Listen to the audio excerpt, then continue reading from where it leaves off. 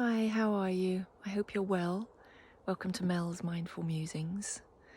I haven't long been up. I just sort of got up, had a quick wash, and headed out. Got a lot to do today. So apologies if I seem a bit sleepy. I did wake up a couple of times last night and I went outside into the garden, stood barefoot on the grass, and I looked up to the most magnificent starlit sky and the almost full moon shining overhead, and I just thought, wow, thank you for waking me up. How lovely to have been able to get up and see this, and therefore it's worth the groggy eyes this morning to have seen that spectacular view. Yesterday, I was about to take Angel for a walk, and there was a pigeon in my driveway. And it just seemed to be struggling a bit. It didn't look injured. I just wondered if it was tired from the heat. And I was about to go back inside and get some water and see if I could help in any way. And I thought I'd just better go and do this first, and then I'll deal with it when I come back. And when I came back, I was devastated to see that it had obviously walked into the road and been run over. And I felt so upset by it all. And I found myself thinking, I should have acted when I felt I should have acted and not got distracted by rushing somewhere else. And I thought about how, if we apply that to the rest of our lives, how many things in your life have you been distracted away from that you know you need to act? It could be that you need to ring somebody up and say you're sorry. It could be you need to ring somebody up or talk to someone to make connection, to send your love, to make amends, to do something heartfelt that your heart's telling you to do, and then you go, but I can't, I've got this list of to-dos. And then you regret it and you realise the time is past and it's too late. And then from there I was talking to somebody about it, and they said to me, well, pigeons are a pest and we can do without them. And again, I thought, you're not, that's fine, that's his opinion. But I thought, you're not listening to the fact that I was actually upset by it and showing some compassion, whatever your views. But then we got into talking, I don't know why, about his past.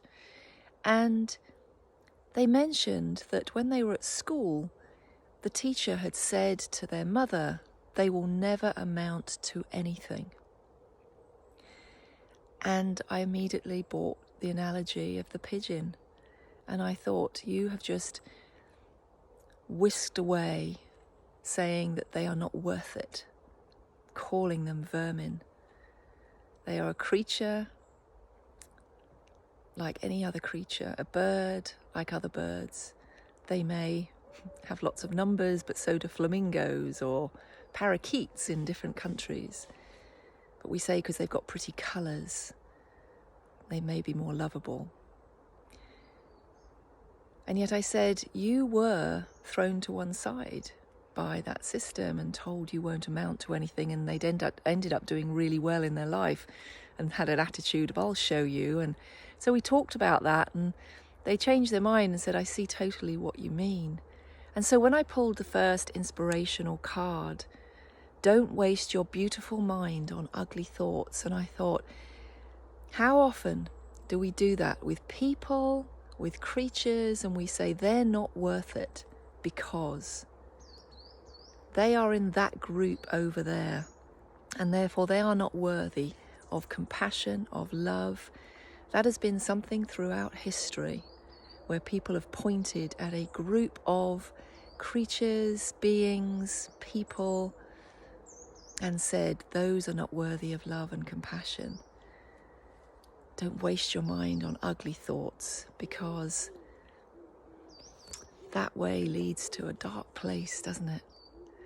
And then I pulled the next card. No one is perfect, that's why pencils have erasers. It was quite a strange statement, but it's realizing that for me, everybody and every creature, every being is here to find their place, to live their life, to face the challenges Even animals are facing challenges. I was watching dogs running through the woods and thinking, all the poor creatures in there who are being disturbed and having to live in this state of survival all the time.